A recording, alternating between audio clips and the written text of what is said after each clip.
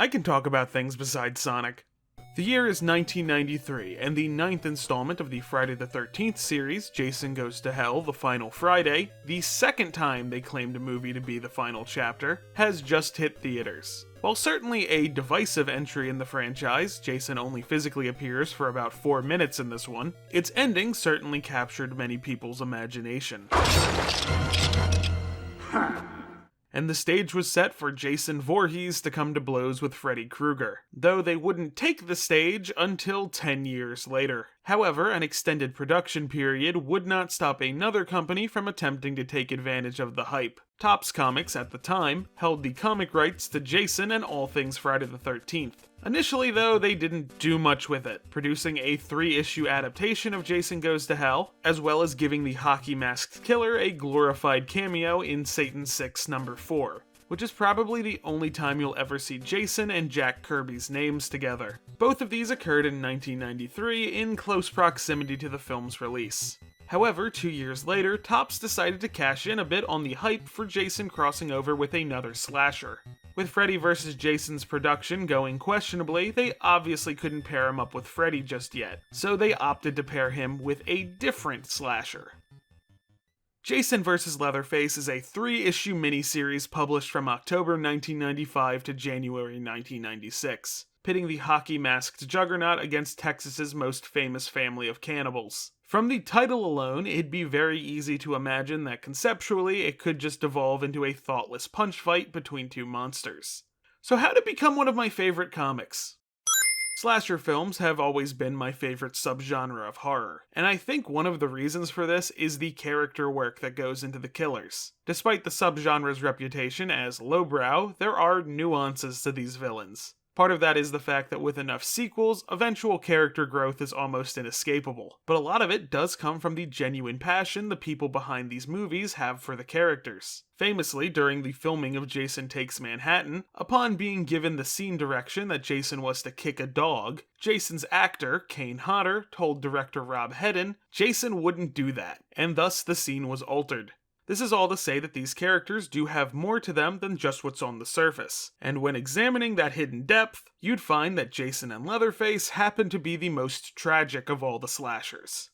The Jason we know today may be the slasher with one of the highest kill counts, but he wasn't always that way. He was a little boy once whose only respite from a cruel world was his mother's love, and the moment his mother trusted anyone else to look after him, they both were punished for it. The films show time and time again that beneath the surface, Jason is still that scared little boy looking for his mother.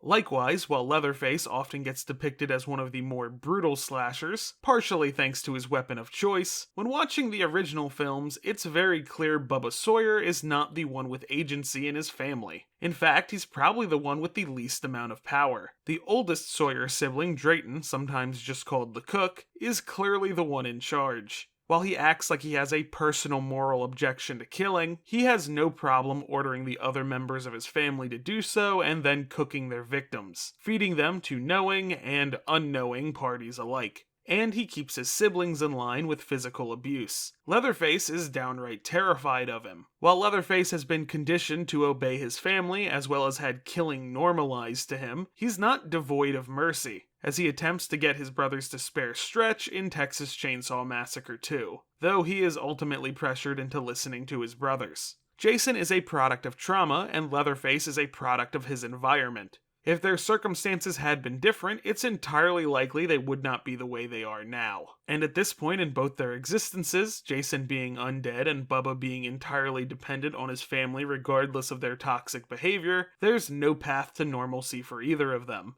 The most that could be hoped for is for them to be left alone. With that out of the way, I think we can get to the comic itself. I want to spotlight the art first, because I really like it. All 3 covers for the series are drawn by Simon Bisley, whose style is undeniably eye-catching. It's super detailed and grim, yet holds a sort of fantastical element to it, which definitely tracks as he does do a fair amount of fantasy artwork too. I've actually been familiar with his work for longer than I had realized, as I first saw his work when I was little, and saw a Hulk and Wolverine piece he did on the cover of a DVD at Toys R Us. Naturally, I begged my parents to buy it for me. The art inside the book is being handled by Jeff Butler as the artist, Steve Montano as the inker, and Renee Witterstater pulling double duty as both the colorist and editor. If I were to describe the art succinctly, I would call it unapologetically 90s in all the best ways that could mean. The comic is a visual feast. I don't think there's a single uninteresting panel in this whole comic. I want to tag on a warning about the art real fast, that they do add a certain bigoted symbol to the face of one of Leatherface's siblings that isn't present in his appearance in the movie. Because he's definitely depicted as the worst guy in this comic, I think it's definitely meant to be a visual signifier of that. I'm going to be censoring it to avoid YouTube getting too mad, but I wanted to address that before I got comments about it. Also, of course, this comic features all the stuff you'd expect out of a slasher film, but I think you've already guessed that from the title being Jason vs. Leatherface. The comic is written by Nancy A. Collins, with it being co-plotted by David Imhoff. While I can't find much on Imhoff's other works, Collins is fairly prolific, both being an accomplished novelist and being no stranger to horror comics.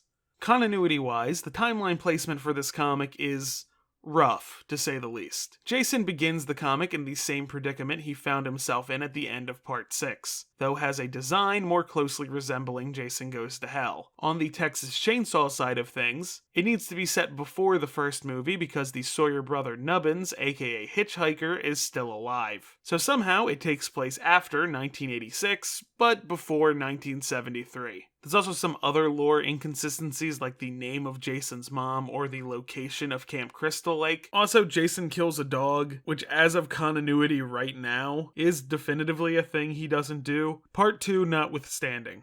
Personally, I've always put this between Part 8 and Goes to Hell, cause it's uncertain what happened between those two movies and it isn't unthinkable for Jason to end up in the same predicament twice. As for the Texas Chainsaw side of things, in that franchise continuity is more of a suggestion that goes often ignored. Who are you people? I think the fact that its placement is confusing is remarkably consistent for that franchise. It'd be very easy to just call it non-canon, but I have far more fun trying to make everything fit.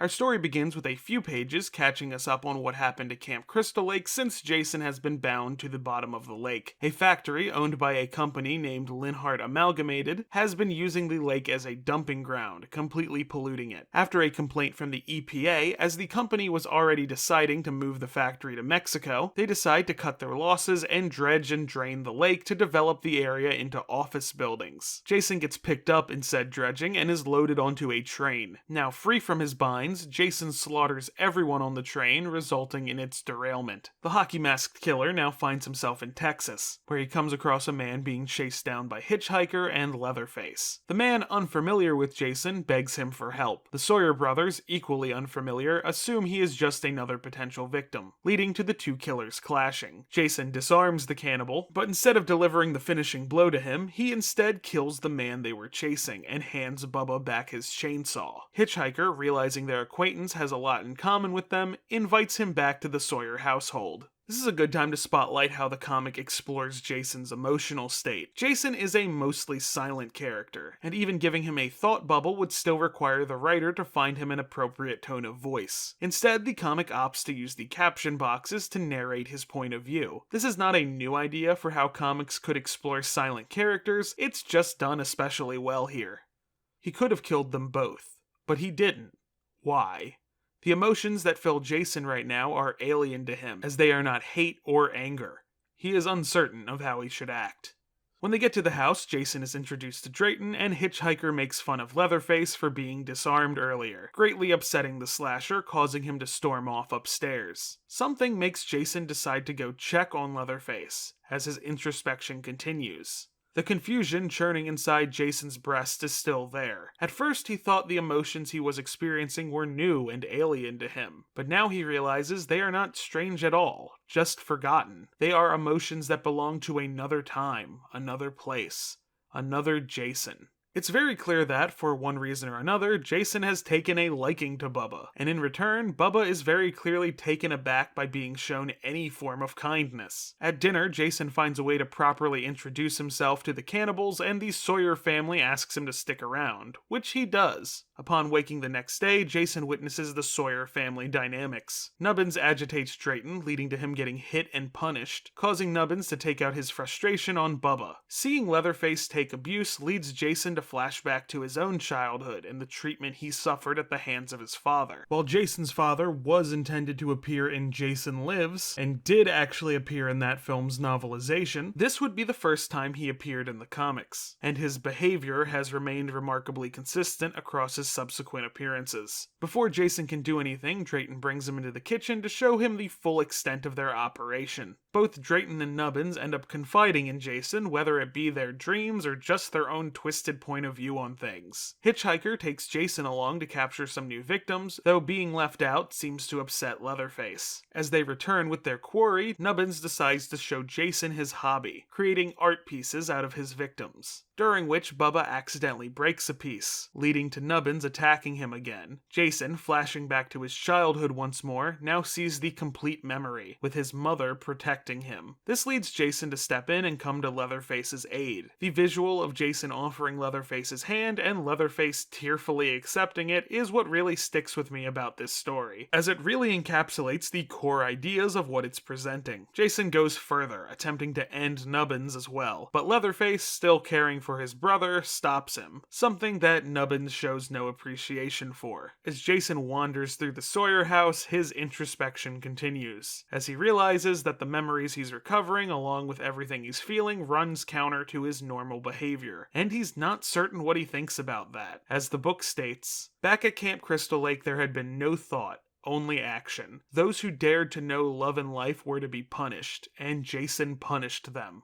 Things were so much simpler then. Jason continues with the Sawyer family for a little longer until he sees Nubbins mistreating Leatherface again. Jason steps in once more, though Nubbins takes it further by retaliating against Jason. The hockey mask slasher begins going after Hitchhiker, with the cook getting involved as well. This is until Leatherface arrives with his chainsaw, and probably for the first time ever, Jason lowers his machete, attempting to de-escalate the situation. Leatherface, however, is still intent on protecting his family and lunges at Jason. For the first time in his existence, Jason has gone against his nature. Instead of destroying, he chose to defend another. And this is how he is repaid. Jason thought that he had finally found someone who understood what it was like to be different, to be apart from the others. Someone like him. But as he might be, Leatherface had one thing in common with all the others. He was alive, and living new love. Even if it was the love of a stunted, twisted family. And all that loves must die. The two finally face off, and though Jason gains the upper hand, the Sawyer's number advantage ultimately defeats him. In a surprising turn, however, the Sawyer family goes against their own nature. Instead of deciding to eat him, they give him their version of a proper burial. And while Leatherface has refused to stand up for himself, he ends up standing up to Hitchhiker when his brother attempts to remove Jason's mask. As they give Jason a watery burial, Leatherface throws a single rose after him, in memory of one of the few who has ever shown him kindness. Jason, of course, does not stay down for long, and first turns his attention back to the Sawyer house. As the story ends, Jason could return to the cannibals' house and kill them all one by one, without any trouble. Then again, he could have slaughtered them at any given time, but he didn't. Jason begins to wonder why, but loses interest halfway through the thought. He has had enough of strange people in different places. It's time to go home, and he has a long, long way to go before he gets there.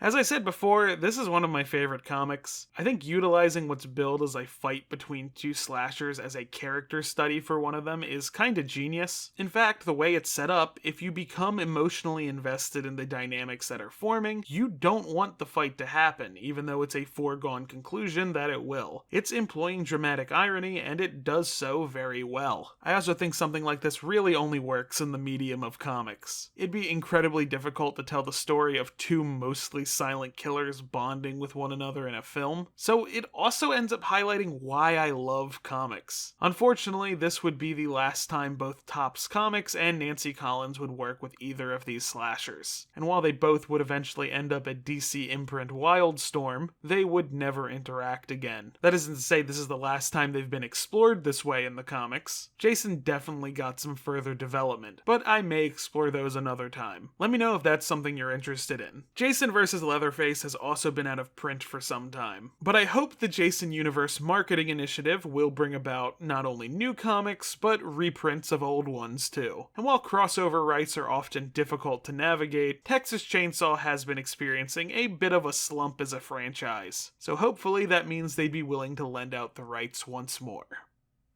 Thank you so much for watching. If you want to support the content I make, you can support me over at patreon.com/hsquid, just like my lovely patrons whose names are all on screen. And a special shout out to my $5 patrons, Ned Rex, Nate DM990, Diddly Doo, and Queer Kaiju. See y'all in the next video.